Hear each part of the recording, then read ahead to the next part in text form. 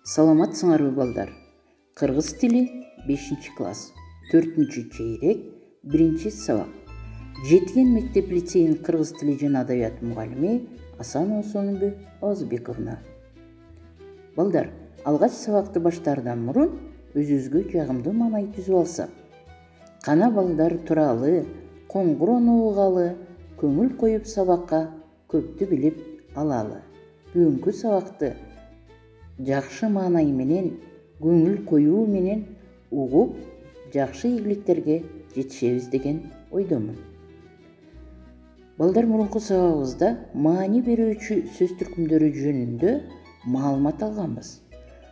Алардын ичинен зататоч жана сынаточ боюнча биз өткөнбүз. Ал эми ушул чейректе биз этиш боюнча маалымат алабыз. Аларды бир сыйра эсибизге салып алсак: зататоч, сынаточ, этиш, санаточ, ататоч жана такточ. Төмөндөгү сүрөт боюнча эмнелерди айтууга болот?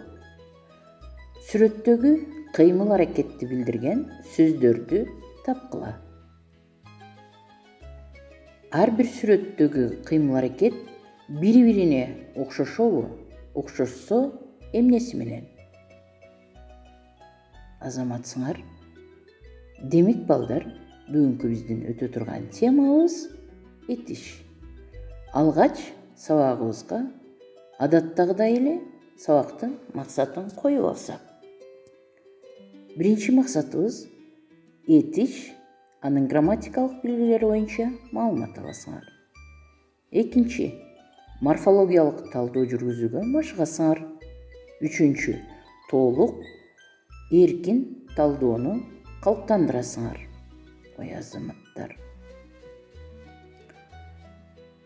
Сабагыбызда дайымкыдай эле окуучулардын билимине коюлуучу талаптар жана упайлар бар. Бүгүнкү сабагыбызда дагы ошол талаптар менен упайларды дагы бир сыйра эсиңерге салуу менен бараңарды алгыла дагы. Мен ар бир талапты жана упайды айтып берем, силер жазып алгыла. Биринчи, теманы өздөштүрүү 3 упай. Этиштин грамматикалык белгилерин билишиңер 3 упай. Мисалдар менен аны далилдей алышыңар 3 упай. Суроолорго так жооп берүү 3 упай. Ойлорун тартынбай толук айтуу 3 упай. Көнүгүүлөрдү туура аткаруу 3 упай. Жазууга жетиштиңерби? Ой азаматтар. Анда эмесе балдар, дептериңерди ачкыла да бүгүнкү числону жазабыз. Чын Куран айынын 8-и А тамгасын 2 сапка жазабыз. Сөздүк диктант. Баштадык. Аалам, акылман, абийир, ашкана. Жетиштиңерби балдар, азаматтар?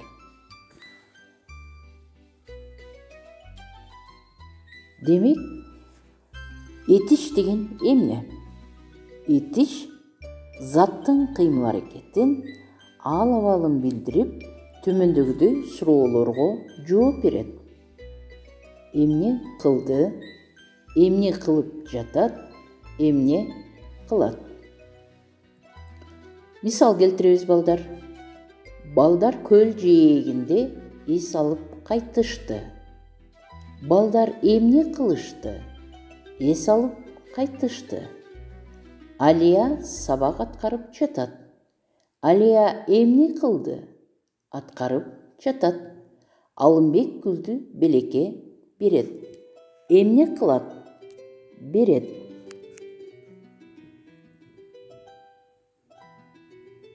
Этиш лексикалык белгиси боюнча заттын кыймыл аракетин ал-абалын билдирет. Ал эми морфологиялык белгиси боюнча жак жана чак боюнча өзгөрөт.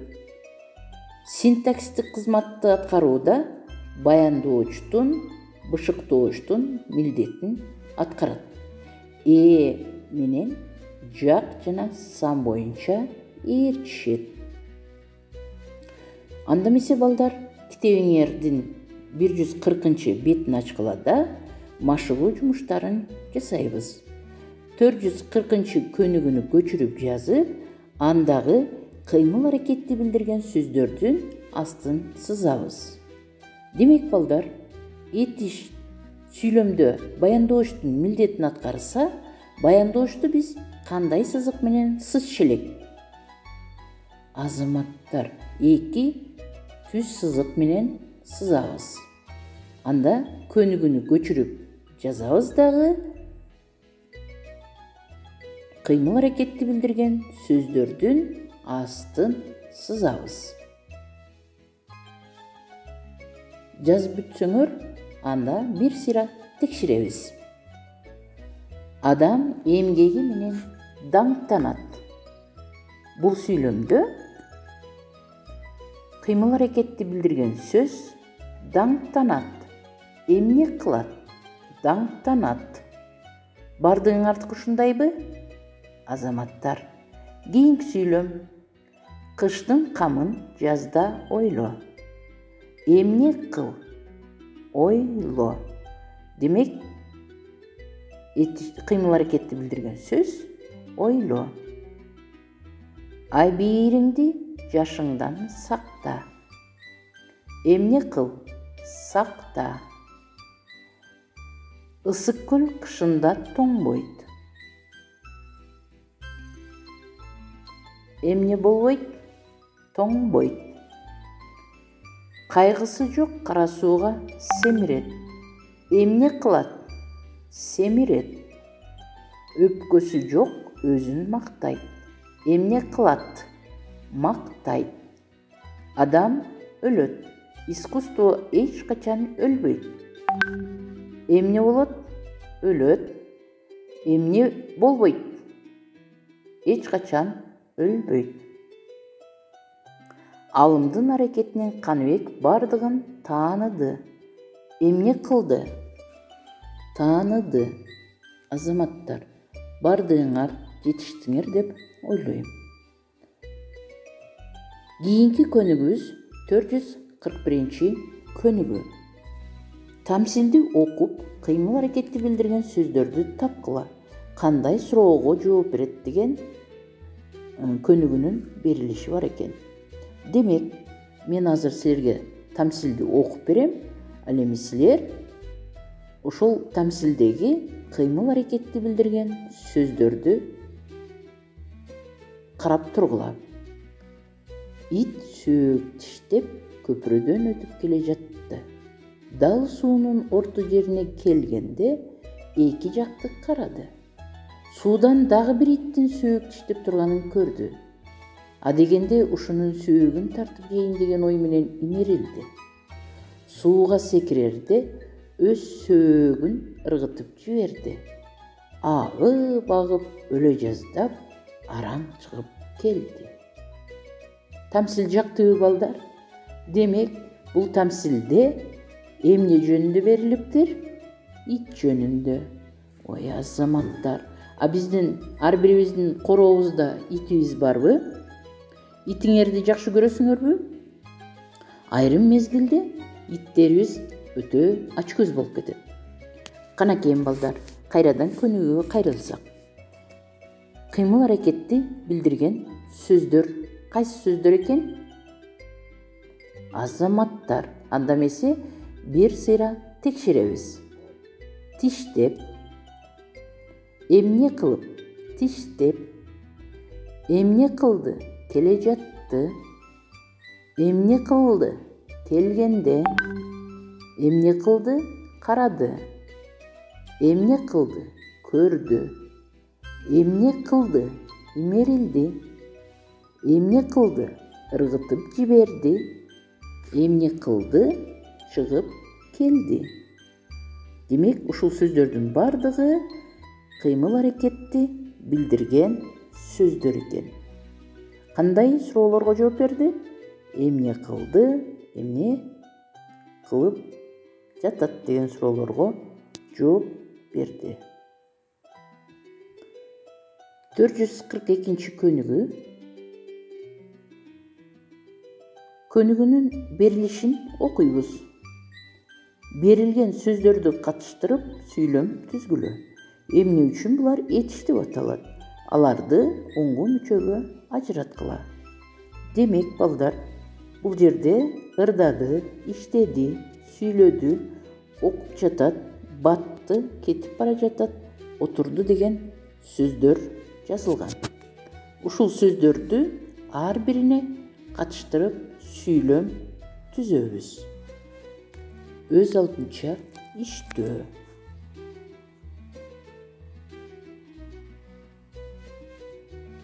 Демек, бүгүнкү биздин сабагыбыз соңуна келип жетти. Окуучулардын билимине коюлуучу талаптар жана упайларды кайрадан карайбыз. Баракчаңарды алгыла. Аткарылуучу иш-аракеттер, упайлар, жалпы жыйынтык баалар. Теманы өздөштүрүүңөргө 3 упай дегенбиз.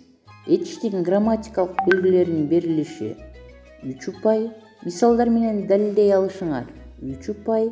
Суроолорго так жооп берүү 3 упай.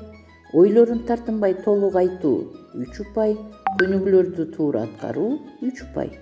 Эгерде силер 12ден 15 упайга чейин топтогон болсоңор, демек силерге ошол окуучуга 5 деген баа, 9дан 12 упайга чейин топтогон окуучуга 4 деген баа, ал эми 6дан 9 упайга топтогон окуучуга 3 деген баа ыйгарылат.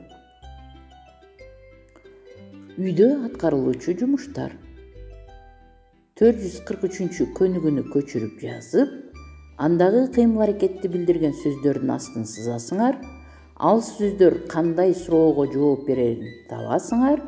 Сүйлөмдө кайсы милдетти аткарганын айтып бересиңер. Сабакка активдүү катышканыңар үчүн рахмат. Кийинки сабакка чейин аман болгула.